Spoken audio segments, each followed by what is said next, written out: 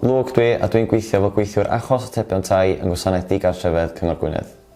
Mae yna lot o myths yn bodoli am pobl digartraf a dydy rhai bobl ddim yn sylweddoli eu bod nhw'n gymwys am y cymorth gan y cyngor.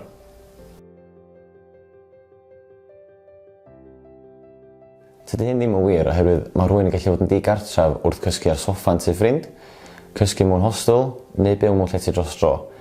Mae'r sefyllfaoedd yma i gyd yn gwneud pobl yn fregus a dydyn nhw'n sylweddoli pa cymorth sydd ar gael iddyn nhw.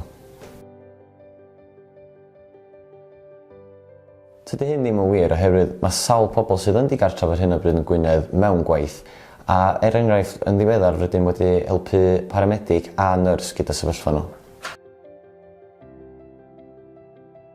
Mae digartrefedd yn gallu cael ei effeithio gan sawl ffactorau gwahanol sydd tu allan i control lot o bobl.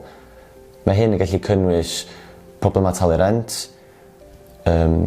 problemau iechyd meddwl, problemau iechyd corfforol, hefyd problemau fo teulu neu camdrin y domestig.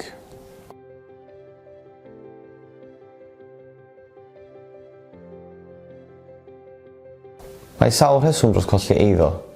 Y 3 prif rheswm yn colli eiddo yn Gwynedd yw tor perthynas, landlord yn rhoi rhybudd i denant, neu bod yr eiddo ddim yn addas.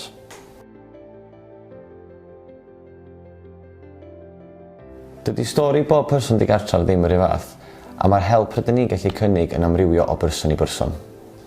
Mae hyn yn cynnwys llety ar gyfwng, help gyda materion tai, a cyngor am cadw cartraf neu gael cartraf newydd.